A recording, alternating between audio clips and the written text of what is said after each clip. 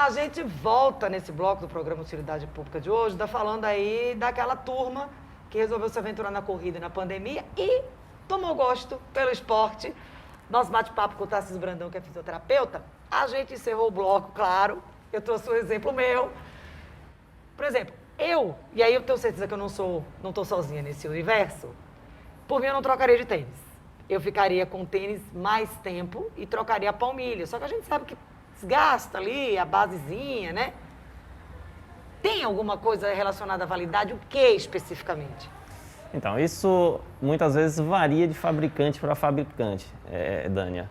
Mas uma das recomendações que a gente sempre dá é que o tênis ele deve ser trocado ou de acordo com um determinado período de tempo. Algumas orientações falam aí 6 meses no máximo, ou até um pouco menos, tá? Claro que de acordo com o seu nível também, sua intensidade de atividade física, ou pela quilometragem. Então tem alguns fabricantes que recomendam a cada 300 km, a cada 400 km corrido, que muitas vezes você marca isso por meio dos aplicativos, você fazer essa troca.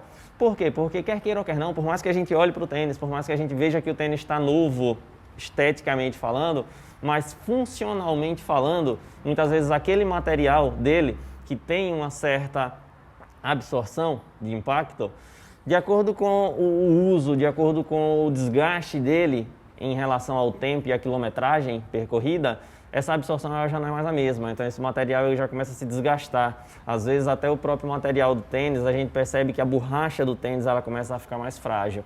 Então o indicado é que se faça essa troca realmente com mais frequência. Então é o combo.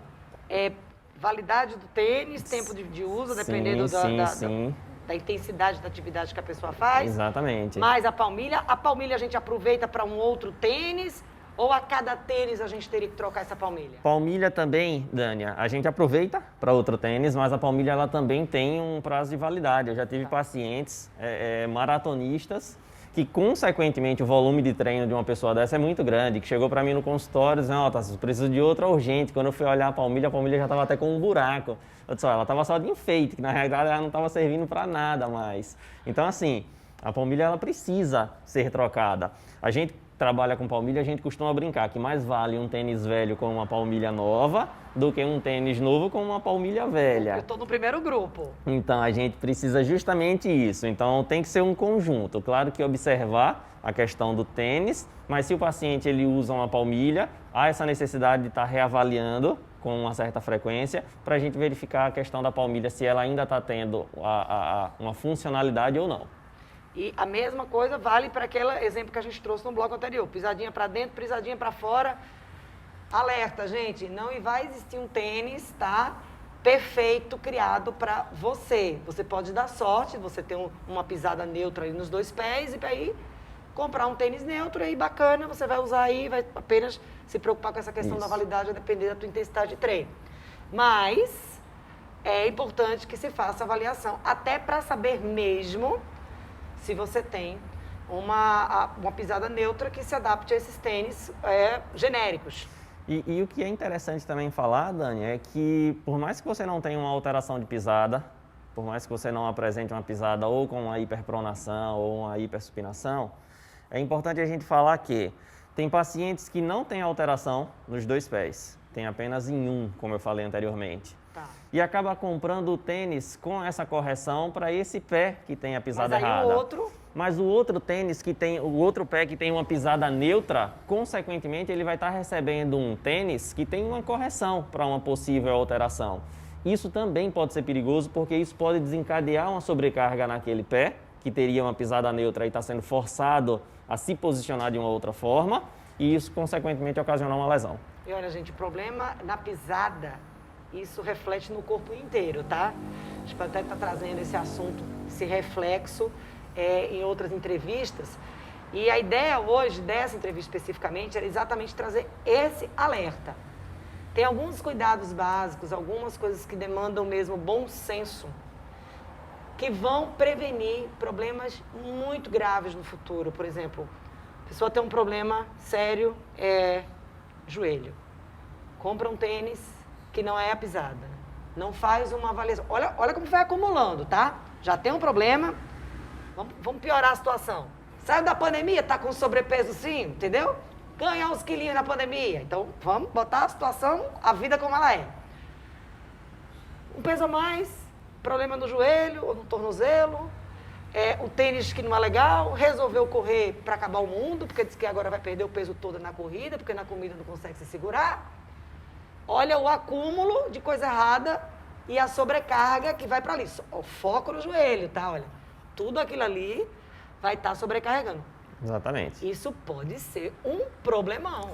Com certeza, Dânia, principalmente com a questão das informações aí por meio de rede social. Então, muita gente acaba vendo informações de todo tipo, não só apenas com relação ao uso de medicações de forma errada, mas há outras orientações como tem sido postado recentemente, que a atividade física, óbvio, ela consequentemente ela faz com que você tenha aí um aumento da sua imunidade, você realmente consiga fortalecer o corpo nesse sentido. Então, muitas pessoas vendo isso, acabam achando que tem que fazer atividade de todo jeito, a todo custo, e às vezes isso tem uma consequência.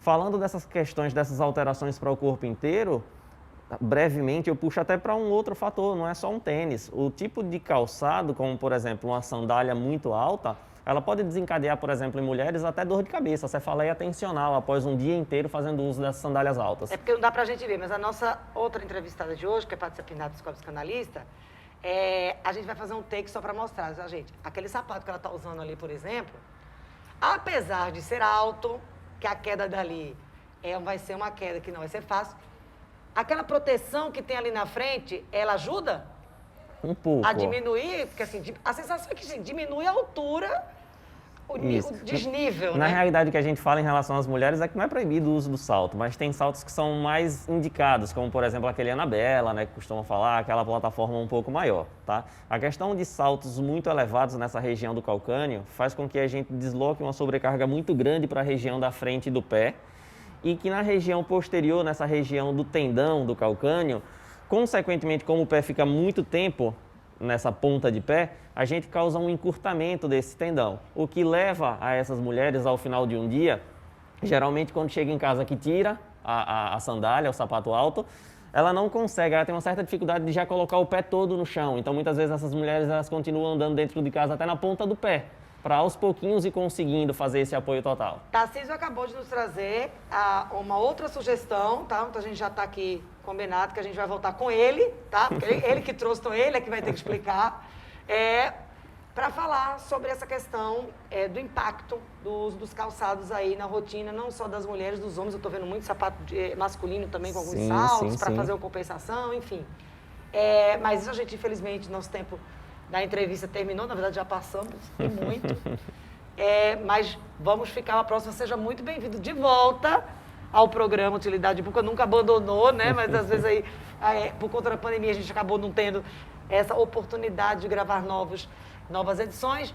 Mas a gente vai estar de volta com nossos quadros também, né? Com certeza, trazendo bastante informação para a população. Então a gente encerra essa entrevista aqui com o Tarcísio, mas a gente continua aqui firme na Utilidade Pública com mais conteúdo para você.